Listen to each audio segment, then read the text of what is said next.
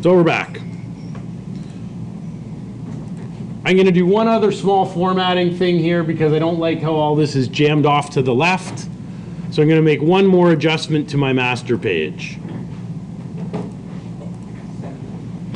So on my line 29, I have a div tag that's right before my comment that says this is where the main content goes. I'm just going to put that in a container class, which I think will add a little bit of padding to it, so it's not flush with the left side of the page. So we have a form. It's the div directly under our form tags, line 29 on my screen. You don't have to do this. It won't break your application if you don't have it. I think it'll just make our form a little easier to see if we add that container div to our master page. I think that should give us a bit of padding. Yeah, it does. I know our labels aren't aligned. Yes, we could apply other classes for that. I'm not going to bother. Sorry? It offends your sensibility? Okay. If it offends your sensibility, it's okay. We can do it once and then it's a copy and paste. So we can give it a class if you want. Here's your class in your labels. So I think we could use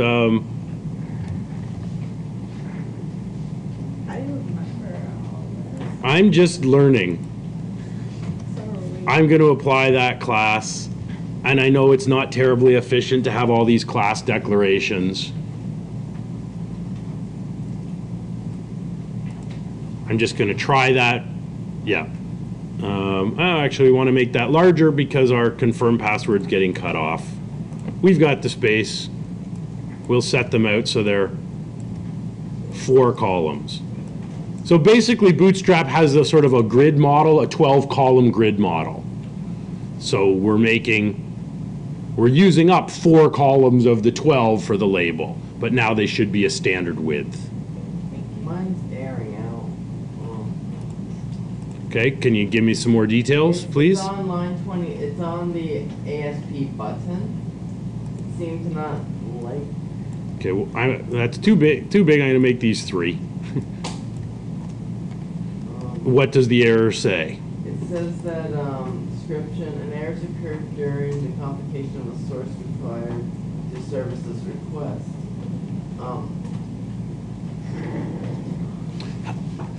You might need to. You have not made the line.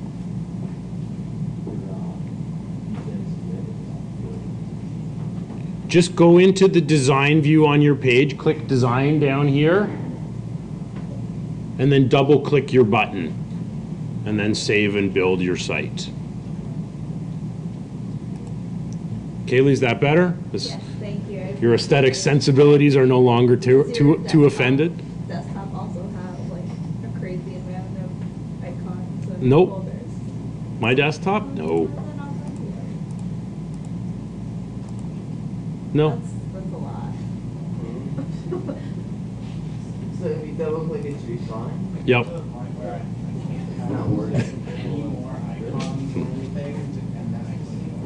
So what we want to do now is we want to make sure that we enforce these validation rules, that we don't get our little thank you message unless all the fields have been completed, the passwords match, and the age is a valid age.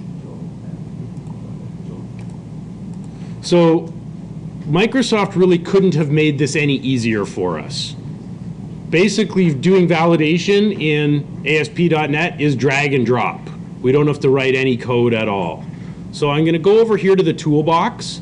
If you don't have your toolbox here on the left, if you just click on View, Toolbox is down near the bottom of that list. So we have all the standard controls like labels, text boxes, buttons. These are the controls we've been working with over the last few weeks. I'm going to close that section. If I just click on standard here, it'll contract that section. And I'm going to go into validation instead. So they've got several different built-in validators. What these validators do is basically they will write the JavaScript for us. So what we want, the first one we want is we want a required field validator. So what I'm going to do is go and drag one of these on. Now you could type the tag, but I'm just going to click and drag. So are we adding the control thing to each one, the class col SM3? If you want to format it, yes, you can add the class. You can leave that out. It's not required. So I'm going to put on one of these required field validators, and we can look at what it sets up. I'm put it just underneath my name text box. It gives it an ID, which we can ignore. We don't need to put in descriptive IDs for the validators. Gives it run at equals server, and it sets out an error message. So right now, the error message says required field validator, which is not the world's best error message. I'll just change that.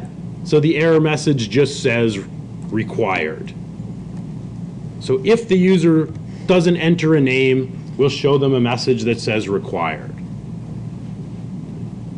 So I just changed the default error message property. Or you just typed it out now?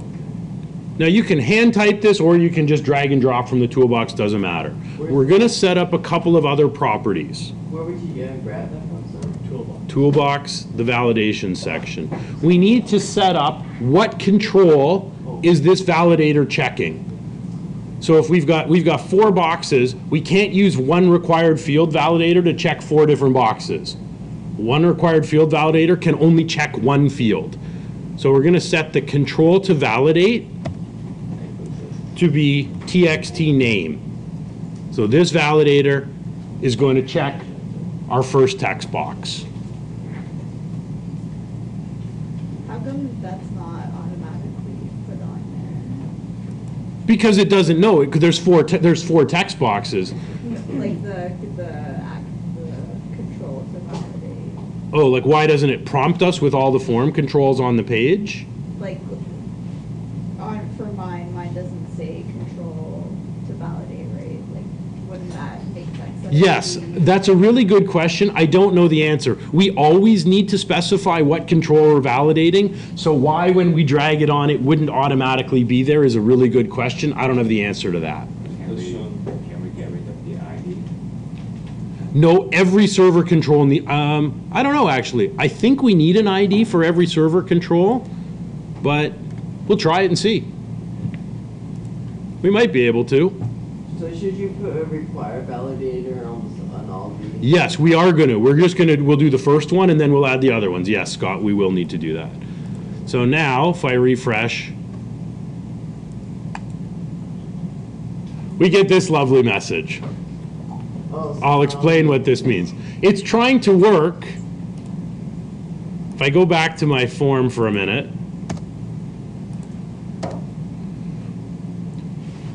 since before ASP.NET 4.5, the .NET validators, they would just write generic sort of vanilla JavaScript. Visual Studio auto-generates it.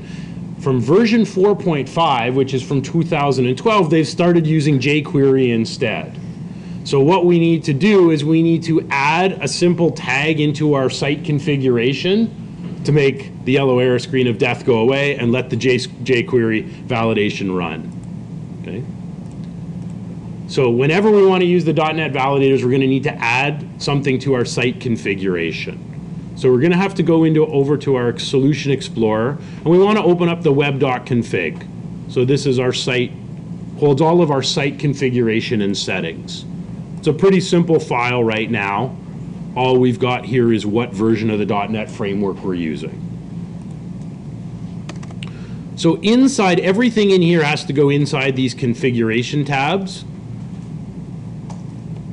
So I'm just going to put in a few blank lines before my ending tag. And in here what we're going to add is a tag called app settings. App settings is for any custom settings we want to set for the whole site, and then these are available on every page. So we could do things like, let's say we want to set up a mail server because different pages will send email. We would set up a setting in here that would have the mail server name. Or we want to set up a file path for files to be uploaded. So in here what we want to do is add. And in the settings, basically these are key value pairs. So we declare a key, like mail server address, and we give it a value, mail.domain.com.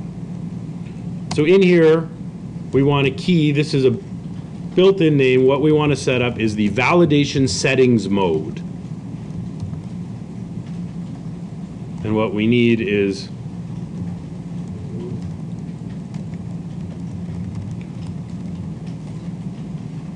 so that's our key. This is built into Visual Studio. This is not a variable. We could create our own keys. This is a built-in one that comes as part of the .NET framework.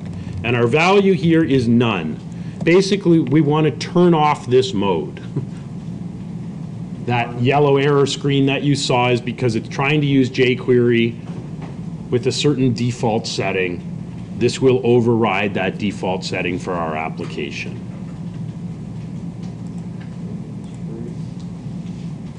So whenever we're going to use the .NET, if you want to use the .NET validators, we'll need to put this setting into web.config.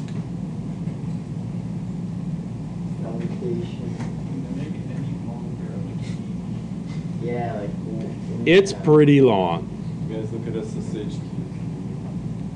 this game. I just had to take out the whole word. Now, I could show you a sample of what other custom ones that we might create would look like if I open another web.config file.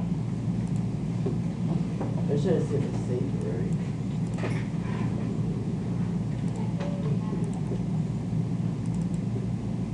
So if we open the web.config for another application. So here I've set up, here's my app settings tag. So we have a host, so here's the mail server we're using. We're storing an XML file. We're also storing the public path. So we put these kinds of things in web.config so they're globally available. Any file, any page in our site, we have access to those settings. They're basically global variables. We also set out, for example, default page titles, keywords, and descriptions. So the owner of the site, they could put in for every page their own metadata, but if they don't bother to put in things like keywords or description for any page, we just read the global variables out of the app settings section on web.config. Okay, so we can set up our own variables here, or we might set up built-in ones in ASP.NET, which is what this is. So once I save that change, we should be able to load our page now.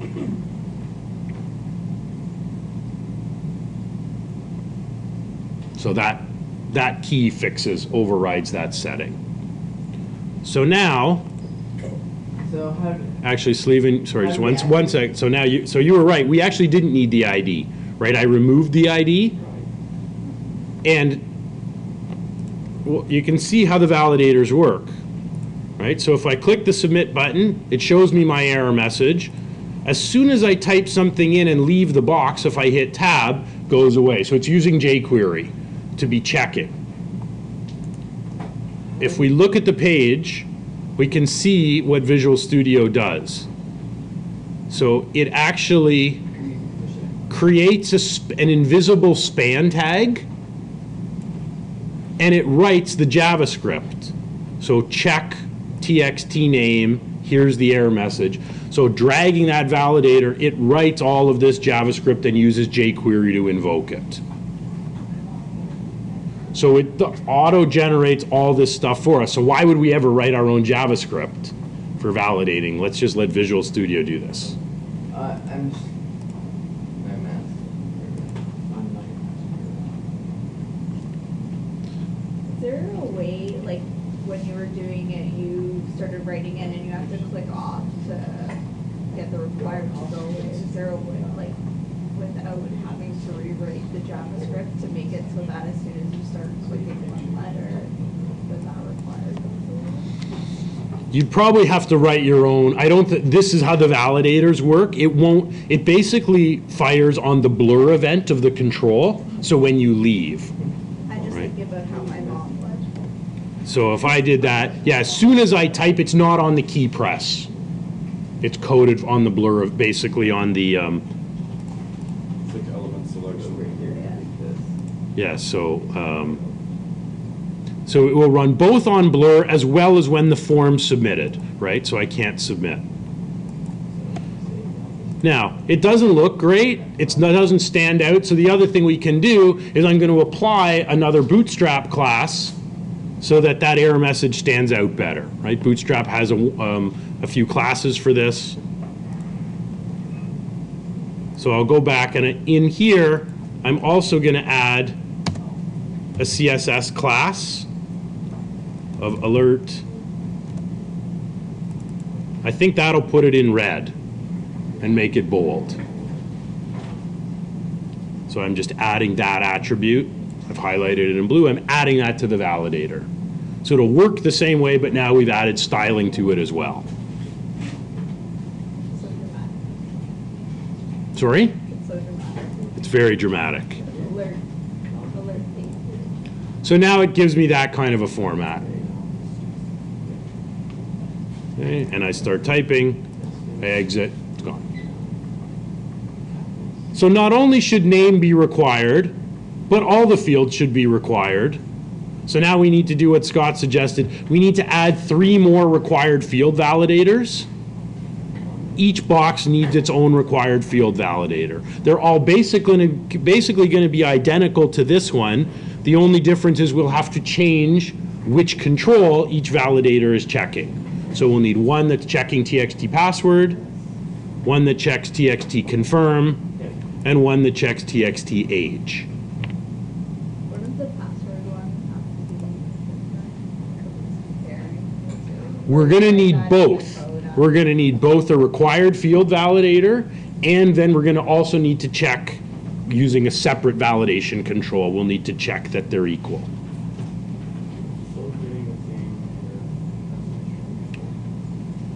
The one I had before we put this in, you mean? Yeah. Okay, I'll leave that up for a minute.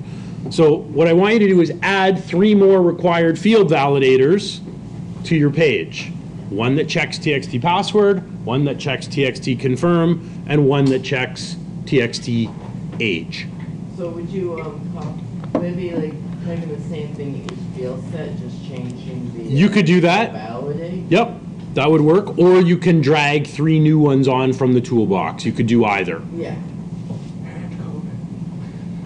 So the only thing that will change is exactly what you said. The control to validate will be different for each one. And then you should be able to submit your form.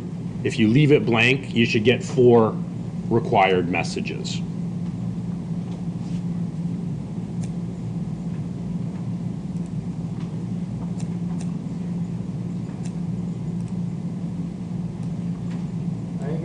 You did put a CSS class in there also? Well, we should, because it helps the error messages stand out. Yeah, but I'm just saying that's what you typed out. Yes, CSS class is the And attribute. then you just type in whatever you want in the CSS class. Well, I'm using, it's got to be a class that's in our CSS file. So I'm using a class that already exists in the Bootstrap I mean the CSS. words inside of it, that's what I'm saying. Like alert danger. Yeah, that is the name of a class Oh. in my CSS. You Oh. can't just type in anything. You've got to type the name of an actual class in the style sheet. Because Bootstrap comes with them already pre-made, so you Yeah. can just I'm just using Bootstrap's built-in classes. Oh, I see, okay.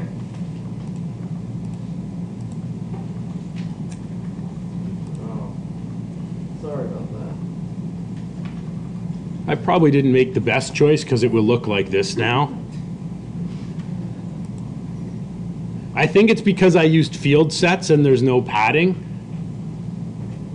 If I change, I'm going to change my field set tags. Can you put more than one CSS class Yes. inside the same Yes. line? Yes, in fact, we did that in the master page, right? So here we've got navbar, that's its own class, space navbar default. So yes, you can apply multiple classes to an element. So if you wanted to, you could put padding, so you could put space padding, colon. You could. I'm going to try. I think if I change my field sets and use this, I'm going to just try it and see. I think if I use form group, it'll add some padding. I'm pretty sure. Yeah. So I'll use form group instead of div class equals form group instead of the field sets.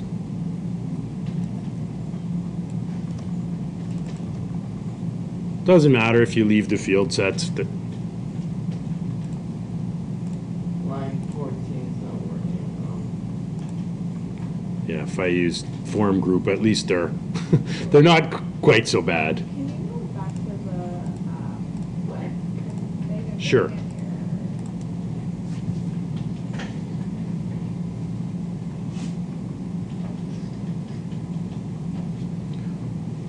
Or maybe I just want to pick, maybe I can pick a different Bootstrap class that doesn't have the full. I think if I pick a different class, it won't overlap like that. Got it now?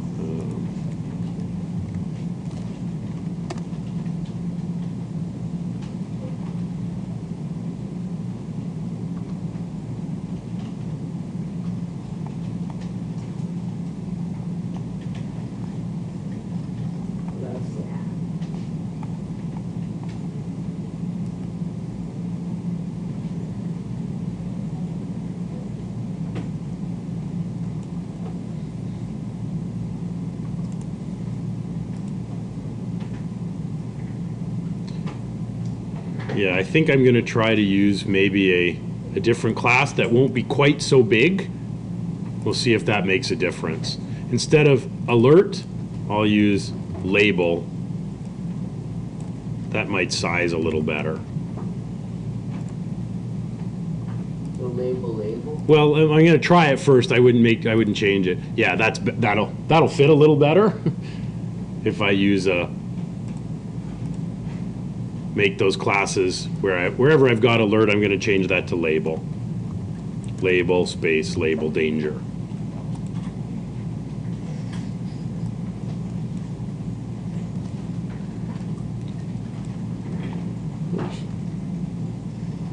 For me, this is all just trial and error with the Bootstrap classes. Those are pretty handy though. I know I'm adding a fair bit of HTML overhead to the page. Ideally, you would design your own style sheet without, where you would just be defining these things in the style sheet. This will work for our purposes. So I've just changed the class to label danger. So now we get this instead. That works fine. What if you just put label danger?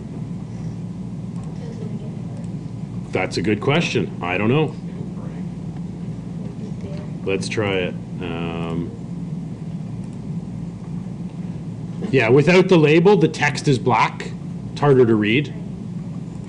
So it still works, but it actually does look better when we apply both classes. Because by defining it as a label, if we look at the Bootstrap classes, here are all their labels. So all of the labels, the text is white. So giving it that initial label tag makes the text white, and then the secondary class determines the background color of it. So it's just all visual? It's not like No, it doesn't break the code. It's just, yeah, it's all visual.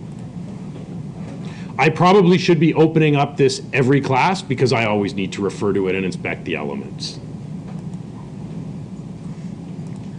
Okay, so I think we want the label danger works. So now you should have 4 required fields, and if you fill them all out, You have now I can submit the form and those errors go away. Sorry, Matt, you had your hand up? Just one Yeah, I second. just have a random question. Can you have 2 solutions up at the same time in Visual Studio? Yep, you can. Here, I've got 3. I've got last week's, the week before, and this week. How do you do that? I just open a new instance of Visual Studio. Just go to Visual Studio and I open it. Here, now I have 4 instances running. That's possible.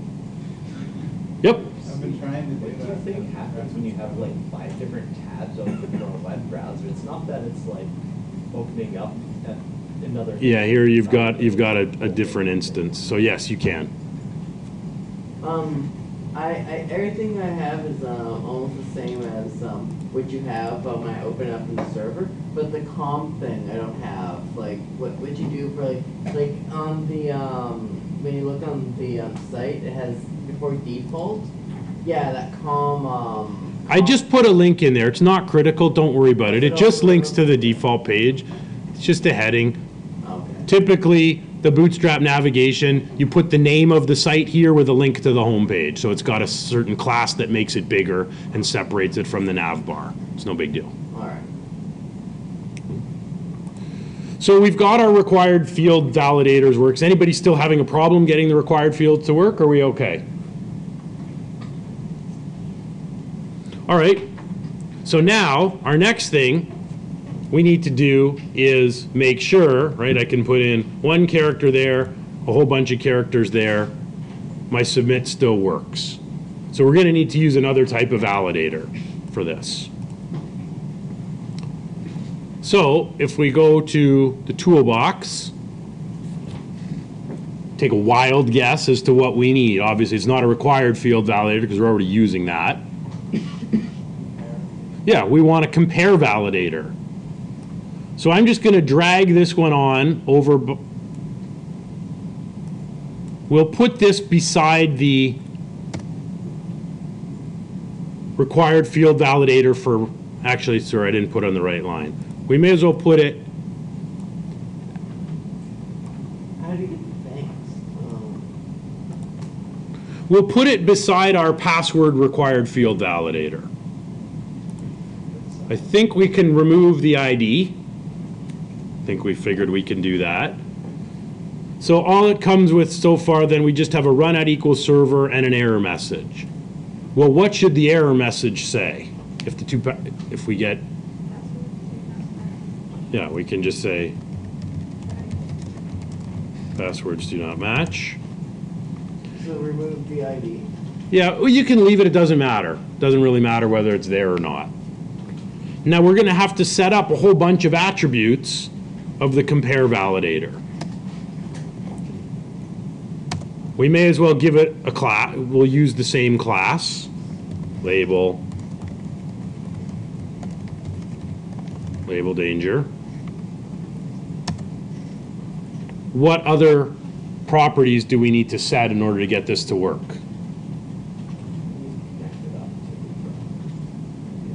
Yep, okay, so we've got to set two properties for that. You can actually see both of them in the context list right now.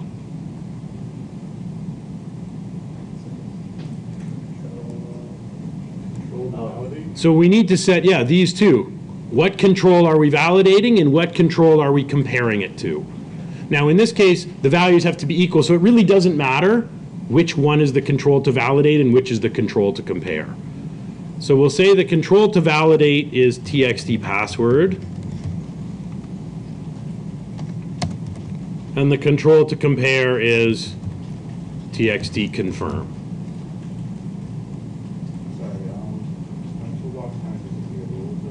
Click on the, oh, you can, any window that disappears in Visual Studio, they're all available through the View menu. You can find all of them.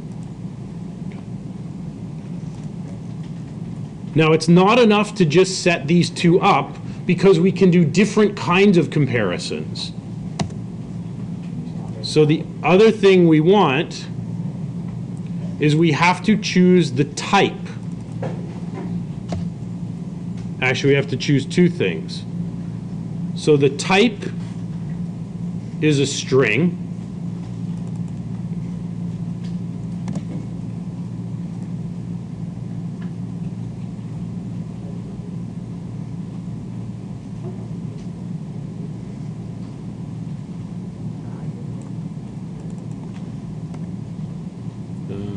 Whoops, sorry, no, that's not what I want.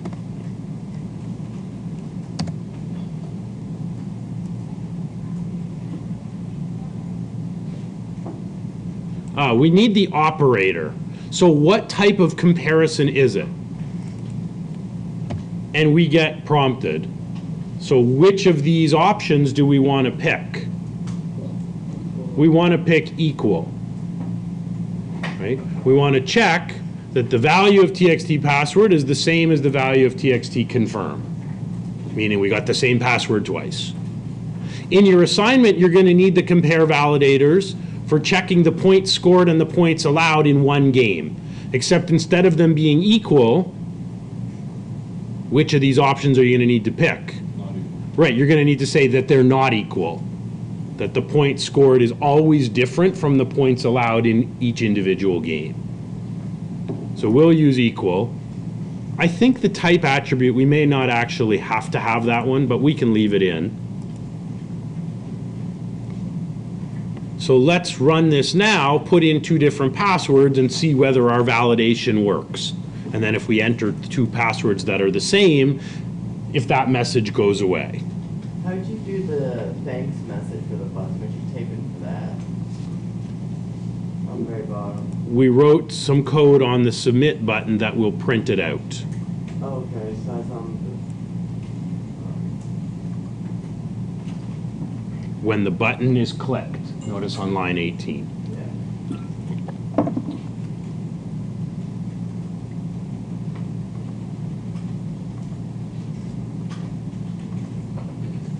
So try the compare validator, see if it works if you put in the same password and then enter different passwords. Adam?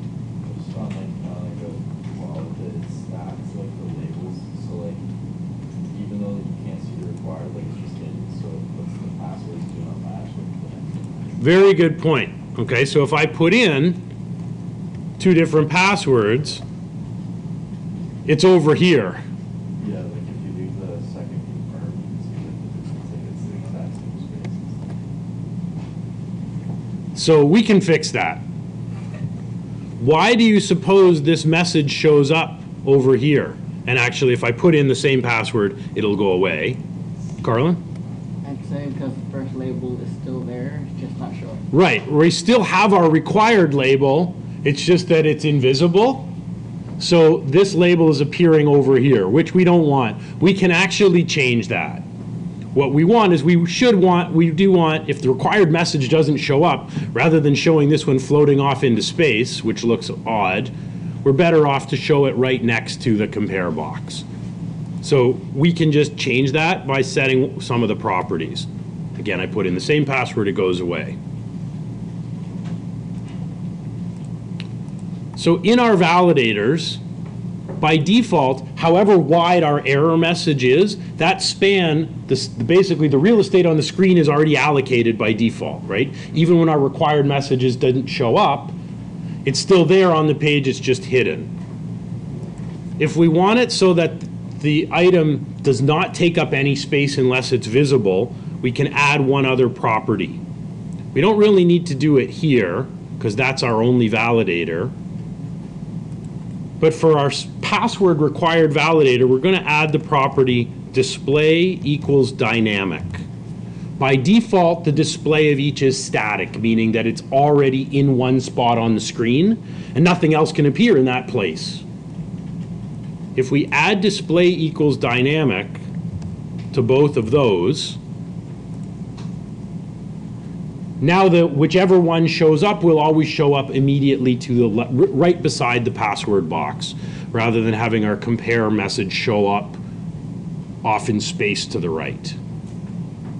So Adam, I'm glad you brought that up because that was exactly where I wanted to go next. So we just added display equals dynamic. Why this isn't the default, I don't know.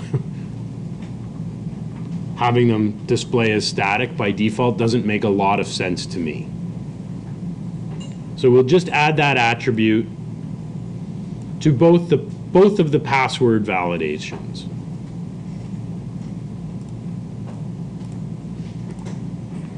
If I try that now it appears right here beside.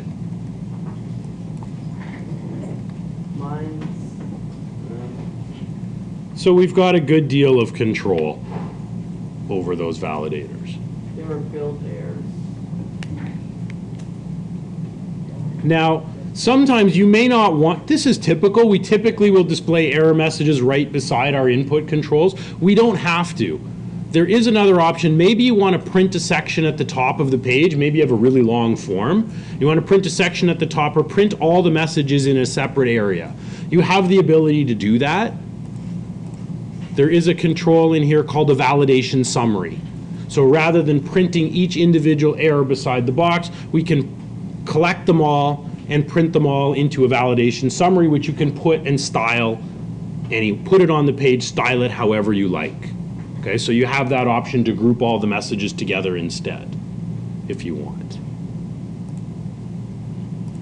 So our rules, validation rules are almost done. We just have to do one more thing. So we still have the issue, you know, age is required.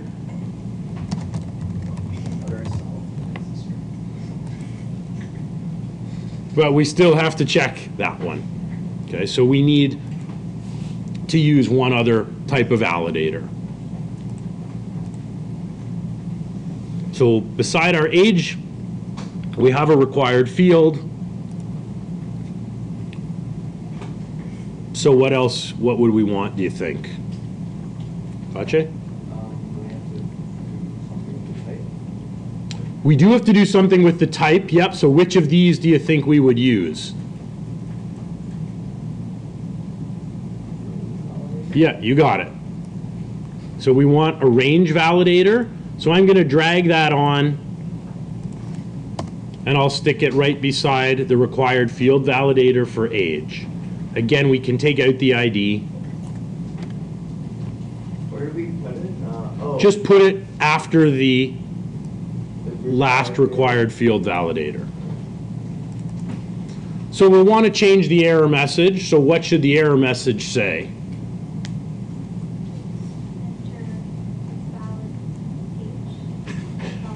Okay, so we could say, or enter a number between, we said what, 1 and 120 maybe? So that'll be our error message. We need to set the control to validate. So what control are we checking? So we're checking our txt age text box. We'll want to apply the bootstrap class for styling again. Our red background with a white font, so we'll add the label danger class.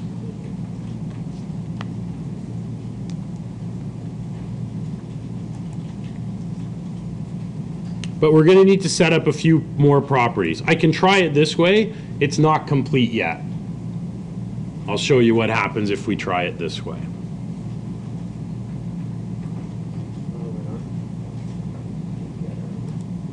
Don't worry, I'll give you the code back in a minute. So if I do this, that's okay. It found 0, or if I put in minus, realizes that.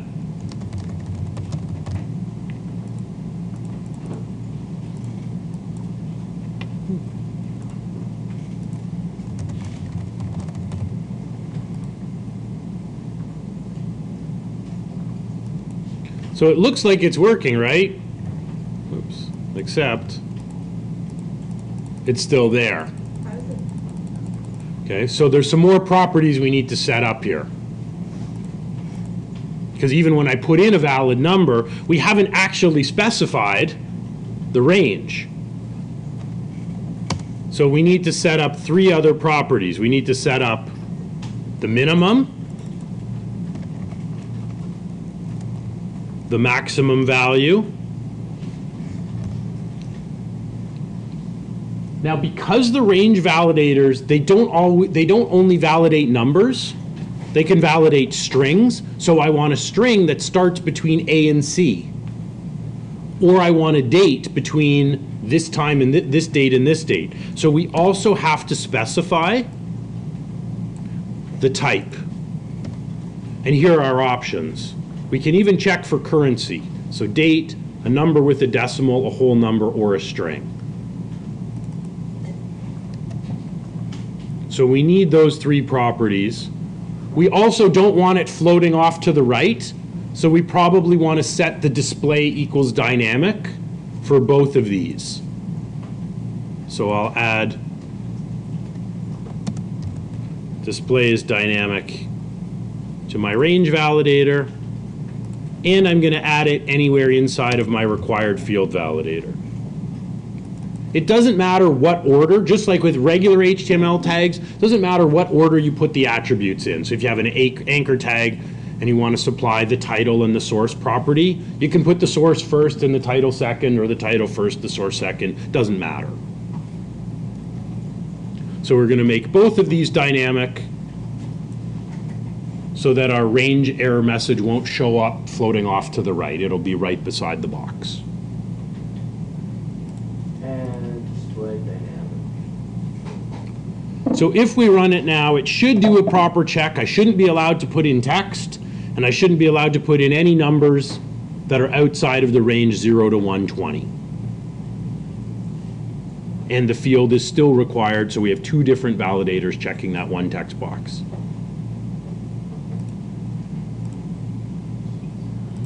So it's required. I can't put in a negative. I can't put in 0. I can't put in text. And I can't put in a value greater than 120. All of those things are going to be blocked from doing. The only way to get that message to go away is put in a valid number inside of that range. Is there a way that you could like have like the button like a dull color, and then once like all the requirements are away, you make it like you would make the cool kind of like. That's a really good question. I think the way that I would do it, if you wanted to do that, what I would probably do is by default when the page loaded, I would set my button to be disabled. So I would set enabled equals false. And then we would have to use, if I look at the JavaScript, I haven't tried it before, so I'm just kind of thinking out loud. It's a really good question. When we look at the JavaScript that gets written, so here, all of the JavaScript now, every validator we've added has added to our jQuery. There is a validator on submit, so if the validator is active, so we could probably use this method somehow to then enable the button with JavaScript. It's a good question. I could play around and think about it. Not something I'd be able to whip off right now, but yeah, we should be able to do it. So we could show the button but disable it, and once all the fields are complete. The only challenge with that is the validator. So let's say I do this. There's one small problem with that workflow.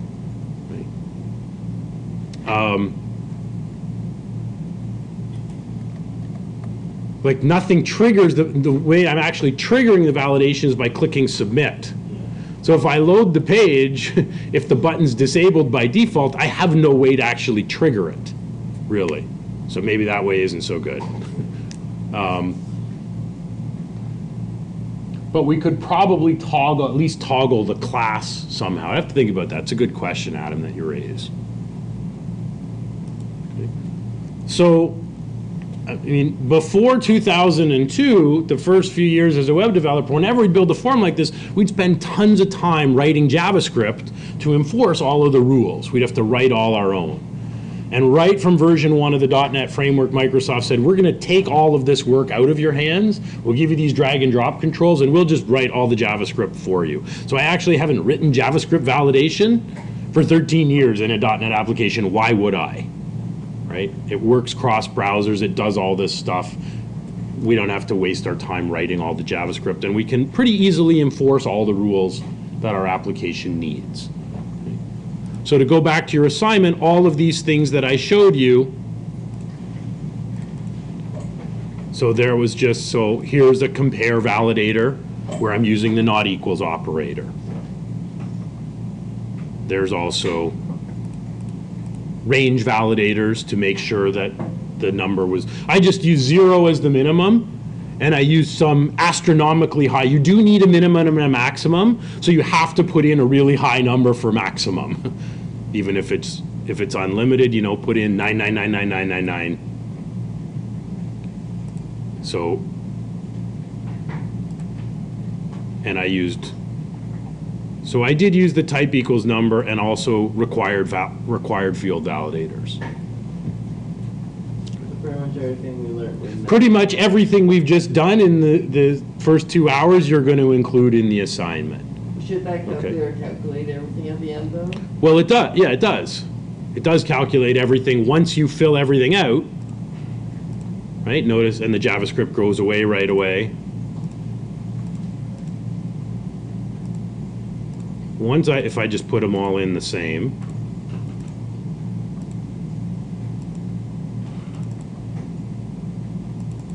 Then yes, it will calculate and show all of that. Scott, I'm showing you the answer to your Yeah, question. alright. So once you click calculate, if all the validation rules have been met, it'll give you that result. Okay. Okay? If you leave anything out or don't follow any of the rules, it Don't doesn't. block you from doing What kind of text input is that to have the Oh, error? I used HTML5. I put on the type equals number attribute. So I didn't have to check. So I didn't need the range to make sure that they were valid numbers, but I still needed the compare validators to make sure that the numbers weren't less than 0. So actually never seen that. Yeah, when you use input type equals number, so that's HTML5. But you don't have to use HTML5. You can use, using the .NET validators is better because they'll work if a user has a browser that doesn't support HTML5.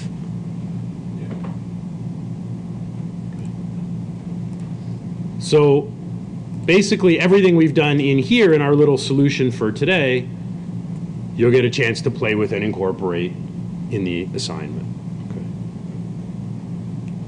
Is there a way to get the clock and footer to change while you're on the page instead of every time you refresh it has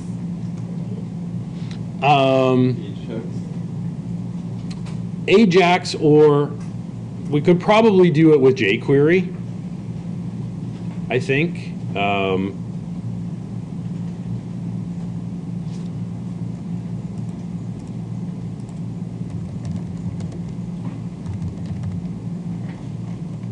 Have to look. There's probably, see, I don't know whether this updates in real time. Doesn't, but with JavaScript, you can set an interval. Yeah, we could set you'd have to have an interval running, so you could do it with.